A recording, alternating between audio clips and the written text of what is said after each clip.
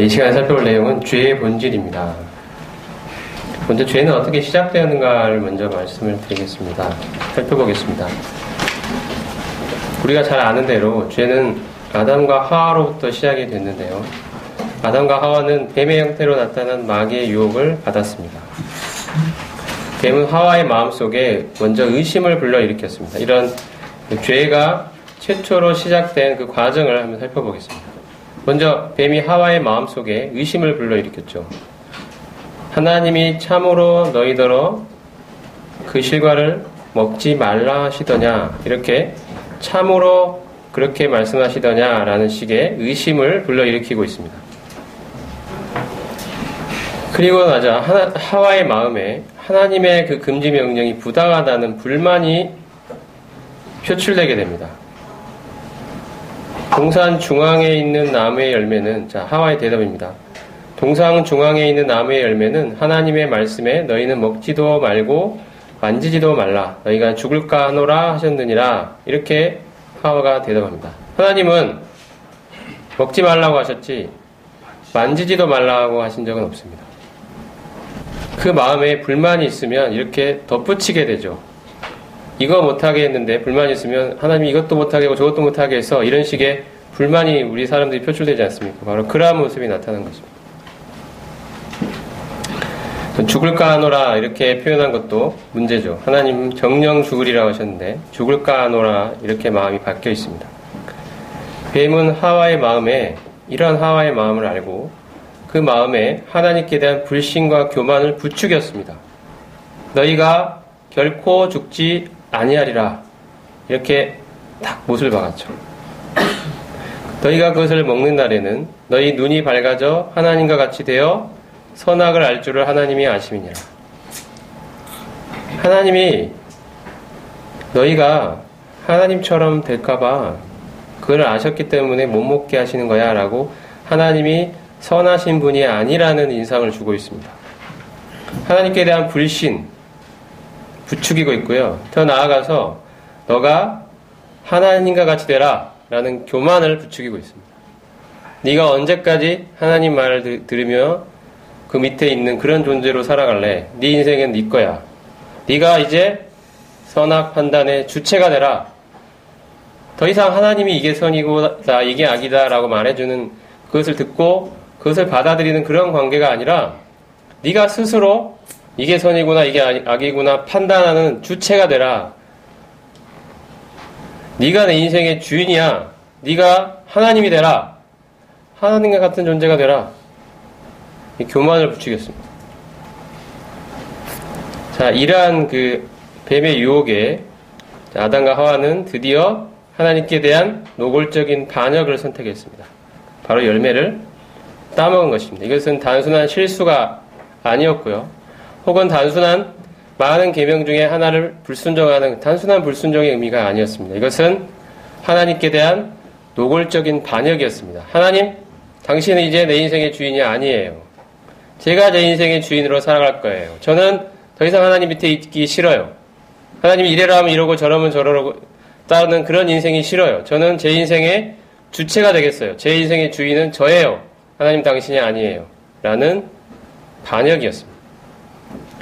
아담과 하와는 하나님께 대한 의존에서 벗어나서 자신들이 스스로 하나님의 그 위치에 앉기를 원했습니다. 그래서 판단과 결정의 주체로 살아가기를 원했습니다. 이것이 죄가 어떻게 시작되었는가를 살펴보면서 저희가 내리는 결론입니다. 죄는 본질적으로 하나님을 주인의 자리에서 몰아내고 자신이 그 자리에 앉기를 원하는 반역이다. 단순히 죄를 이해할 때 도덕적으로 잘못한 거, 혹은 실수한 거, 혹은 인간이 연약한 거, 혹은 어떤 말씀을 불순종하는 거, 이런 정도가 우리가 흔히 죄라고 생각하지만 죄의 본질은 하나님이 아니라 자기가 자기 인생의 주체가 되어 살기를 원하는, 하나님의 그늘로부터 벗어나 독립하기를 원하는 바로 이러한 인간의 독립성과 나아가 하나님 자리에 앉고자 하는 인간의 반역성이 인간의 죄의 본질이라는 사실을 최초의 죄로부터 우리는 바로 파악해낼 수 있습니다. 이것이 죄입니다.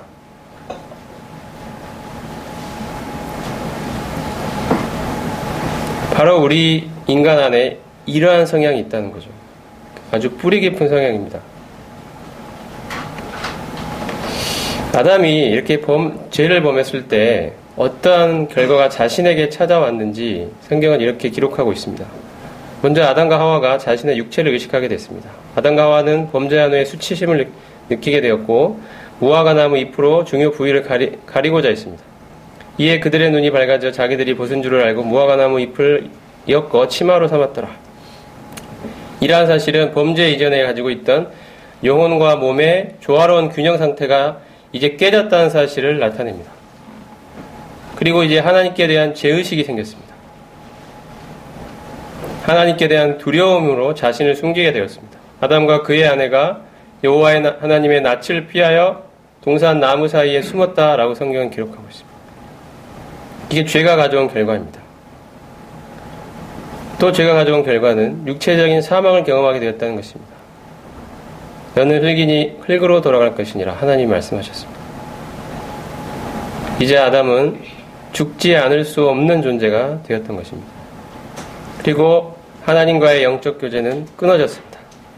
하나님과의 그 친밀했던 교제의 관계는 단절되었습니다. 이같이 하나님이 그 사람을 에덴 동산에서 쫓아내셨다고 말씀하십니다. 하나님과의 그 친밀한 교제는 깨져버렸습니다. 이것이 아담의 범죄, 하나님께 반역하기를 원했던 그 범죄가 가져온 결과입니다. 스스로에게만 이런 결과를 가져왔던 것이 아니라 아담의 범죄는 인류 전체에 영향을 주었습니다. 사람의 모든 죄는 인류의 조상 아담에게서 유래하고 있습니다. 아담이 최초에 지은 죄는 우리가 범하는 모든 죄의 뿌리라고 성경은 말합니다.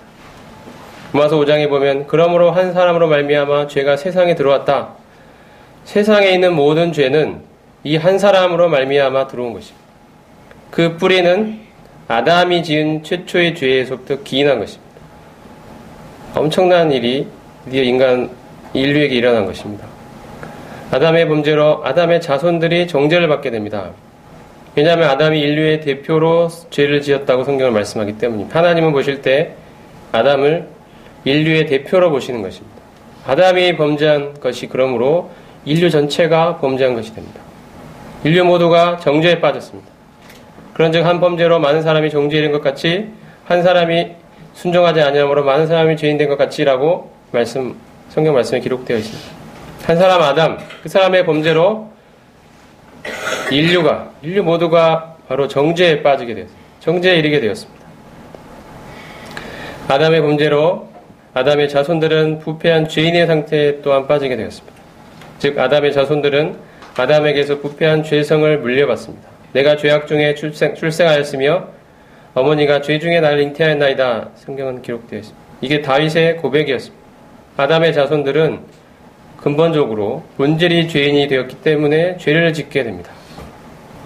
죄를 지어서 죄인이 비로소 되는 것이 아니라 이미 죄인이기 때문에 그 결과로 죄를 짓는 것입니다. 이것이 바로 아담의 범죄가 인간에게 가져온 초래한 결과입니다. 무서운 일이 일어났습니다. 그리고 우리는 아담의 자손으로 태어난 이상 이러한 영향, 이러한 결과에서 벗어날 수가 없습니다. 우리는 근본적으로, 본질적으로, 뿌리상 바로 죄인인 것입니다. 이러한 죄의 특징과 본질을 살펴보면요. 죄는 상대적인 것이 아니라 절대적으로 나쁜 것입니다. 요새는 죄에 대해 이해할 때 사회 분위기가 다 상대화시켜 이해합니다. 그래서 전에는 죄가 되었던 것도 이제는 죄가 아닙니다. 전에는 동성애를 우리나라에서도 명백한 죄라고 인식했는데 지금은 하나의 성적 기호로 인식하는 분위기가 특히 젊은 사람들 사이에서 널리 퍼져 있습니다. 뭐가 나쁘냐? 그것은 하나의 기호일 뿐이다. 그 사람의 선택일 뿐이다. 이런 식으로 상대화되고 있습니다. 모든 일들이, 모든 기준들이 다 상대화되고 있습니다. 하지만 성경에 말씀하는 죄는 절대적인 것입니다. 절대적으로 나쁜 것입니다. 그리고 또 하나 중요한 것은 죄는 사람들 사이의 관계에서가 아니라 하나님 앞에서, 하나님과의 관계에서 규정된다는 것입니다. 사람들 사이에 보면 좀 상대적으로 착해 보이고 선해 보이는 사람이 있을 수 있지만 하나님 앞에서 그 사람이 하나님의 주권을 인정하고 하나님의 자신의 인생의 주인임을 인정하고 살아가는가는 별개의 문제입니다. 죄는 언제나 하나님의 뜻과 법을 어기는 것이 죄의 기준입니다. 착하냐 안 착하냐가 아닌 것입니다. 하나님의 뜻, 하나님의 법을 어기는가가 죄의 기준입니다. 그러므로 죄는 사람들 사이에서의 상대적인 기준으로 볼 것이 아니라 하나님 앞에서의 절대적인 기준으로 보아야 합니다. 이것이 죄를 이해하는 성경의 기준입니다. 그래서 다윗이 그 우리아의 아내를 범하고 우리아를 죽게 만드는 그 죄를 짓고 난 후에 선지자 나단이 그에게 찾아와 죄를 지적했을 때 다윗의 고백은 이것입니다. 내가 주의 목전에 악을 행했다. 물론 그는 밧세바에게 간음을 저질렀고 우리아를 죽도록 하는 그 살인의 죄를 지은 그들에게 피해를 주어 고통을 안겨주었습니다. 그들에게 죄를 지은 것입니다. 명백하게. 그렇지만 다윗이 깨달았던 것은 그것도 그러한 피해를 물론 주었지만 보다 근본적으로 나는 하나님 앞에서 죄를 지었다. 나는 하나님의 뜻과 법을 어겼다. 나는 하나님과의 절대적 관계에서 죄를 짓고 말았다. 나는 그분 앞에서 죄인이다. 라는 고백이었습니다. 그리고 죄는 겉에 있는 것이 아니라 마음 깊은 곳에 있습니다. 표면에 있지 않고 내면에 있습니다. 예수님이 지적하셨죠. 속에서 곧 사람의 마음에서 나오는 것은 악한 생각, 곧 음란과 도적질과 살인과 쭉 열가시고 교만과 우매함이니 이 모든 악한 것이 다 속에서 나온다 말씀하십니다. 속에서 사람 마음속 깊은 곳에서 죄가 나온다는 것입니다. 이것이 우리를 더럽히는 죄입니다. 또 죄의 특징이라면 아까 앞에서 이야기한 것처럼 인간이 죄를 지어서 비로소 그때 죄인이 되는 것이 아니라 죄인이기 때문에 근본적으로 죄인이기 때문에 그 결과로 죄를 짓게 된다는 사실입니다. 우리가 죄를 짓는다는 사실은 우리가 이미 죄인이라는 사실을 보여주는 것입니다. 나타냅니다.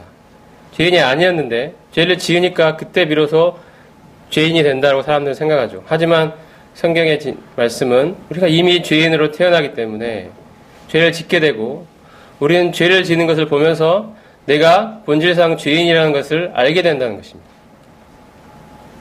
죄인이라는 상태가 죄된 행동을 낳습니다. 그리고 죄의 본질은 다시 한번 강조드립니다만 하나님을 마음의 주인으로 삼기 싫어하는 반역성입니다. 아담의 범죄는 하나님께 의존하는 관계에서 벗어나 하나님을 주인의 자리에서 끌어내리고 하나님의 주권에서 독립하고자 했던 반역이었습니다. 죄는 반역입니다. 하나님께서 벗어나고자 하는, 하나님에게서 벗어나고자 하는 반역입니다. 하나님을 더 이상 주인으로 인정하지 않는 반역입니다. 이러한 반역 상태에 있는 사람이 아무리 선하게 보이는 일을 한다고 한들 하나님 앞에서 그가 죄인이 아니게 되겠습니까? 어떤 자식이 그 부모를 버리고 집을 나간 후에 밖에서 아무리 착하게 산들 그 부모가 보기에 그 아들은 불효자가 아니겠습니까? 효자라고 하겠습니까? 불효자라고 하겠습니까? 자기 부모의 뜻을 어기고 부모의 가슴에 못을 박고 나는 당신을 내 부모로 인정할 수 없어. 당신은 내 부모가 아니야 라고 하면서 집을 나가서 밖에 나가서 착하게 산다. 이 사람이 부모가 볼 때 다른 사람들이 볼 때는 착한 사람이 될 수 있겠죠. 그 사실을 모르는 사람들은. 부모라는 기준에서 봤을 때 그 사람은 세상에서 가장 악한 불효자인 것입니다. 아무리 나가서 구제를 하고 고아원에 자기 재산, 전 재산을 기부하고 저는 저 사람은 법 없이도 살 사람이라는 소리를 들어도 기준이 그 부모의 기준에서 보면 그 아들은 가장 불효막심한 죄인인 것입니다. 이것이 하나님의 시야로 봐야 될 이유입니다. 하나님 앞에서 죄냐 아니냐가 중요한 것입니다.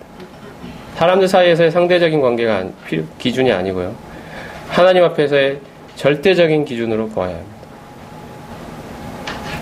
아담의 자손은 이러한 반역성을 물려받아서 마음에 하나님을 주인으로 삼기를 싫어합니다. 로마서 1장에 보면 그들이 마음에 하나님 두기를 싫어했다고 말합니다. 왜 사람들이 하나님을 믿지 않느냐? 하나님을 마음에 두기 싫어하는 죄인의 상태로 태어나 있기 때문입니다. 아무리 하나님을 입증해주는 많은 증거들이 발견된다 하더라도 그들은 마음을 돌이키지 않을 것입니다. 왜냐하면 본성상, 본질상 하나님을 싫어하기 때문입니다. 하나님을 인정하는 순간 바로 그 의미 그 자체가 하나님 밑으로 들어가야 된다는 것을 의미하기 때문입니다. 이것이 인간이 싫어하는 것입니다. 하나님 밑에 있기 싫은 것입니다. 스스로 주체가 되기를 원합니다. 내 인생은 나의 것이다. 하나님 말을 듣는 그러한 관계가 싫다. 하나님을 인정하는 순간 하나님 밑에 들어가야 한다는 것을 의미하기 때문에 사람은 그것을 본질적으로 싫어합니다. 하나님이 비록 존재한다 하더라도 그것을 인정하기 싫은 거죠. 하나님 밑에 있기 싫은 거죠. 이것이 인간의 뿌리 깊게 그 안에 인간 안에 뿌리 깊게 하나님께 대한 반역성이 뿌리 깊게 그 안에 살아있기 때문입니다. 그것이 인간이 죄인으로 태어났다는 가장 확실한 증거입니다. 그러므로 우리가 하나님을 믿게 되었다는 것은 정말 하나님의 역사이며 하나님의 은혜입니다. 우리도 똑같은 존재였기 때문입니다. 그렇게 살아갈 수밖에 없는 사람이었습니다. 근데 하나님이 자신의 주권으로 우리의 마음을 움직여 내신 것입니다. 하나님의 주권 앞에 굴복하는 존재로 하나님 이제 제 인생의 주인은 제가 아니라 당신이십니다. 저는 이제 하나님 말씀에 순종하며 당신의 뜻에 따라 살아가겠습니다. 이것이 저의 본분이라는 사실을 알게 됐습니다. 하나님, 저는 당신을 이제 저의 주인으로 모시고 살아갑니다. 이렇게 고백하는 사람이 하나님을 믿는 사람 아니겠습니까? 이 인간의 죄, 하나님을 떠나서 자신의 뜻에 따라서 살고자 하는 이 죄에 대한 이 죄에 하나님의 정죄가 있습니다. 하나님의 심판이 있습니다. 하나님은 죄를 결코 묵과하실 수 없는 공의를 가지신 분이십니다. 하박국 1장에 보시면 주께서는 눈이 정결하심으로 악을 참아보지 못하시며 패역을 참아보지 못하신다. 로마서 1장에 하나님의 진노가 불의로 진리를 먹는 사람들의 모든 경건하지 않음과 불의에 대하여 하늘로부터 나타난다. 로마서 2장에 보면 이런 일을 행하는 자에게 하나님의 심판이 진리대로 되는 줄 우리가 아노라. 다만 내 고집과 회개하지 아니한 마음을 따라 진노의 날, 곧 하나님의 의로우신 심판이 나타나는 그날에 임할 진노를 내게 쌓는도다. 전도서 12장에 하나님은 모든 행위와 모든 은밀한 일을 선악간에 심판하시리라. 시편 50편에 하늘이 그의 공의를 선포하리니 하나님 그는 심판장이시미로다. 이렇게 성경은 기록하고 있습니다. 수많은 말씀에서 하나님이 죄를 결코 묵과하실 수 없으며 하나님은 공의로운 재판장이 되셔서 죄에 대해서 자신의 의로우신 진노를 나타내시는 그 심판이 있다는 사실을 분명하게 언급하고 있습니다. 이처럼 심판받은 죄인은 영원한 불못에 떨어지게 됩니다. 원래 영원한 불못은 사탄과 그를 추종하는 영적 존재들을 형벌하기 위해 만들어졌다. 그러므로 사탄의 뒤를 따라 하나님을 반역한 죄인들이 바로 사탄과 함께 이곳에 떨어지게 됩니다. 마태복음 25장 말씀에 왼편에 있는 자들에게 이르시되 저주를 받은 자들아 나를 떠나 마귀와 그 사자들을 위하여 예비된 영영한 불에 들어가라. 예수님 말씀하십니다. 요한계시록 1장에도 그들을 미혹하는 마귀가 불과 유황못에 던져지니 세세토록 밤낮 괴로움을 받으리라. 죽은 자들이 자기 행위를 따라 책들에 기록된 대로 심판을 받고 누구든지 생명책에 기록되지 못한 자는 불못에 던져지더라. 이렇게 기록되어 있습니다. 사단과 그를 추종하는 모든 존재들은 바로 그 사단과 함께 영원한 불못에 떨어져서 그곳에서 영원히 고통을 받게 될 것입니다. 이것이 죄에 대한 하나님의 분명한 정죄와 심판입니다.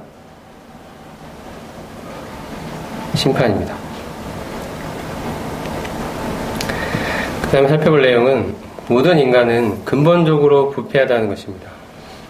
어떤 사람들은 사람이 죄인이라는 사실을 인정합니다. 하지만 이처럼 근본적으로 부패했다고까지 생각하지는 않습니다. 사람은 망가졌지만 완전히 망가진 건 아니다. 사람은 파괴되었지만 완전히 파괴된 것은 아니다. 하지만 성경은 말씀합니다. 사람은 근본적으로 부패하다. 이 말의 뜻은 아담에게서 물려받은 그 죄성이 인간의 인격 전체를 부패에 빠뜨렸다는 사실입니다. 이러한 부패는 부분적이지 않고 전 인격적으로 나타난다는 사실입니다. 이것이 근본적 부패라는 말이 갖는 의미입니다. 이 근본적 부패의 의미에 대해서 잘못된 생각들이 있는데요. 어떤 사람들은 근본적 부패라는 말이 사람이 자신이 이룰 수 있는 최고의 상태까지 타락한다라는 의미로 이해합니다. 그래서 근본적 부패가 틀렸다라고 말하기도 하고요. 하나님의 존재에 대한 인식을 완전히 잃어버렸다는 말로 이해하기도 합니다. 이것도 잘못된 생각입니다. 선악에 대한 지식 또는 양심이 전혀 없다라고 생각하기도 하는데 이것도 틀린 생각이고요. 자연적인 도덕들을 인식하고 행하려는 마음 전혀 없다. 이런 생각도 틀린 생각입니다. 사람은 자신이 이룰 수 있는 최고의 상태까지 타락했지 않을 수도 있습니다. 하나님의 존재에 대한 인식을 갖고 있을 수도 있습니다. 선악에 대한 지식이 있을 수 있고 양심이 있을 수도 있습니다. 자연적인 도덕들을 인식하고 행하려는 마음이 있을 수도 있습니다. 하지만 그럼에도 불구하고 그들은 근본적으로 부패해 있습니다. 그 뜻이 무엇이냐?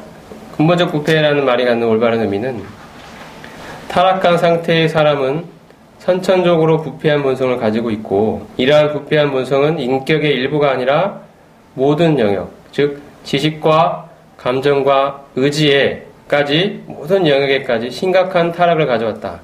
즉 전인격적 타락이다. 이렇게 정의 내릴 수 있습니다. 타락한 사람에게는 하나님이 인정하시는 영적인 선이 전혀 없습니다. 여기서 우리가 구분할 것은 근본적으로 부패한 사람에게도 자연적인 도덕과 사회적 선이 있을 수 있다는 것입니다. 하지만 영적인 선은 전혀 없습니다. 이것이 성경이 말씀하는 근본적 부패에 관한 올바른 생각입니다. 전인격적인 타락, 그 일부가 아닌 전체 인격이 모두 타락해 있다는 것입니다. 근본적 부패를 말씀하는 성경 구절들을 좀 살펴볼 수 있는데요. 아담의 타락 이후에 사람의 보편적 상태를 말하면서 창세기 6장에서는 여호와께서 사람의 죄악이 세상에 가득함과 그의 마음으로 생각하는 모든 계획이 항상 악할 뿐임을 보셨다라고 말씀하고 있습니다. 사람의 마음은 거짓되고 부패하다고 또 말씀합니다. 만물보다 거짓되고 심히 부패한 것은 사람의 마음이다.